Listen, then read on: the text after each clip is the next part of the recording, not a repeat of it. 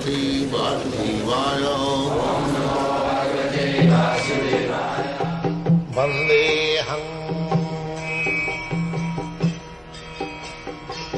Shri Guru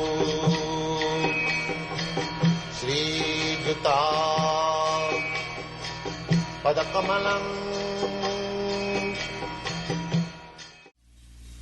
With reference to the above concept of Sanatana Dharma, we may try to understand the concept of religion.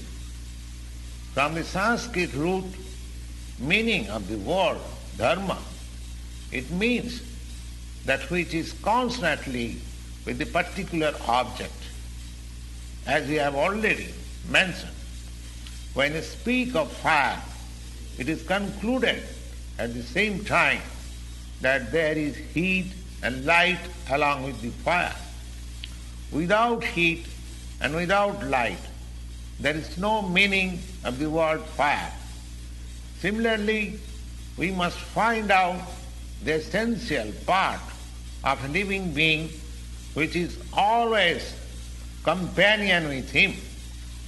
That part of constant companion of the living being is his eternal quality, and the eternal part of the living being's quality is his eternal religion.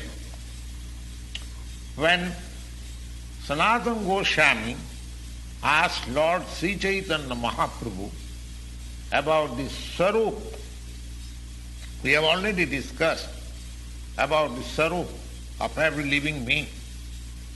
Sarup, or real constitution of the living being, the Lord replied that the constitutional position of the living being is to render service to the Supreme Personality of Godhead.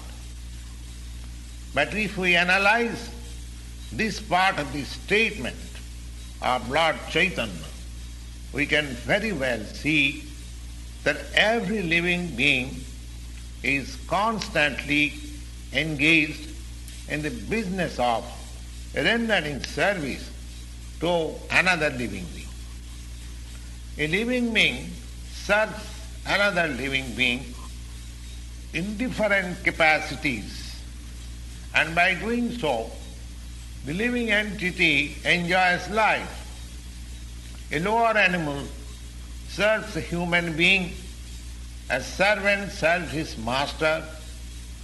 A serves B master. B serves C master.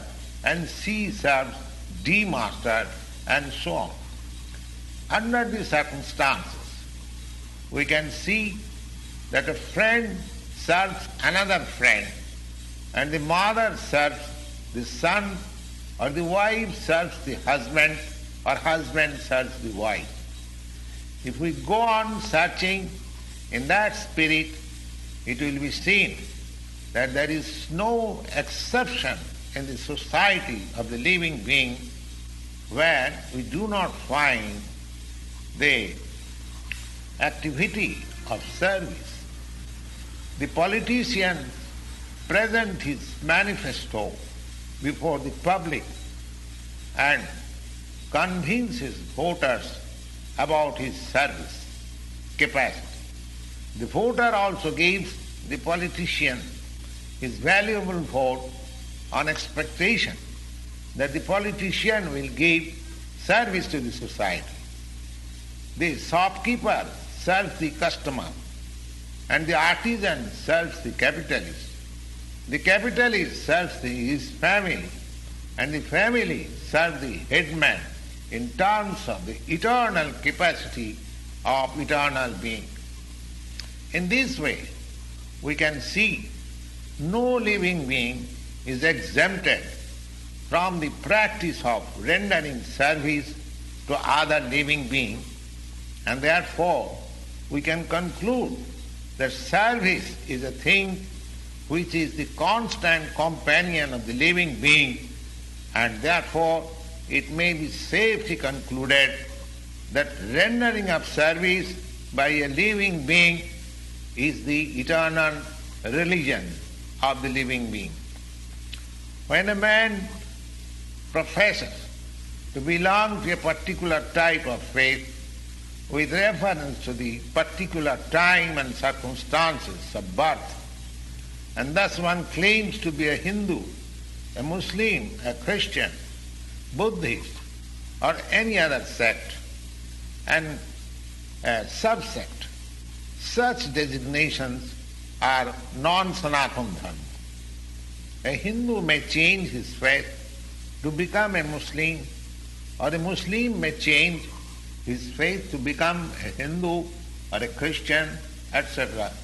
But in all circumstances, such change of religious faith does not allow a person to change his eternal engagement of rendering service to others.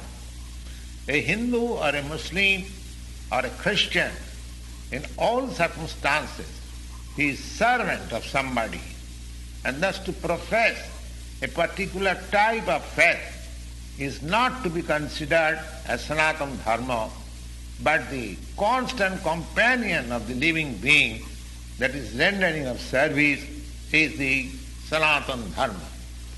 So, factually, we are related in the service relationship with the Supreme Lord. The Supreme Lord is the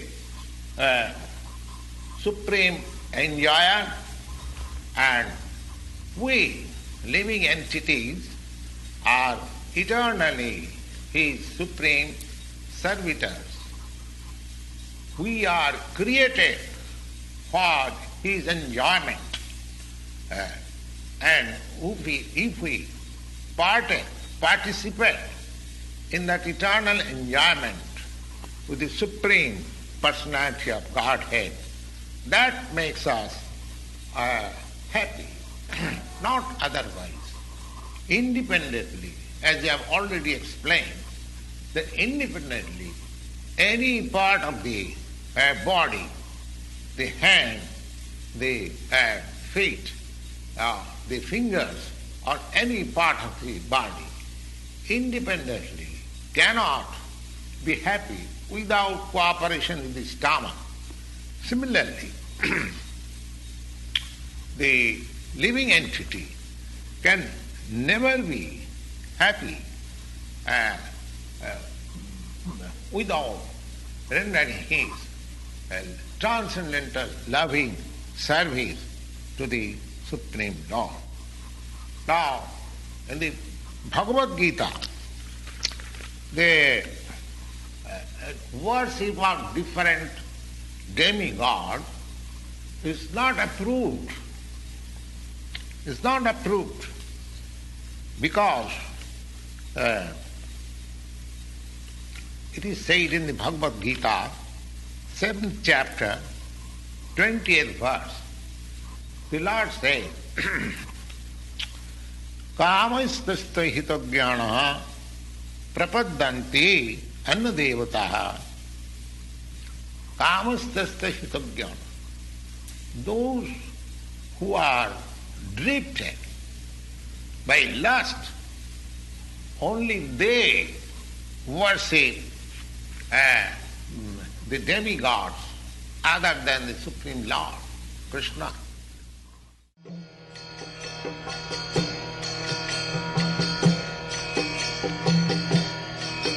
Hare Krishna, Krishna Krishna,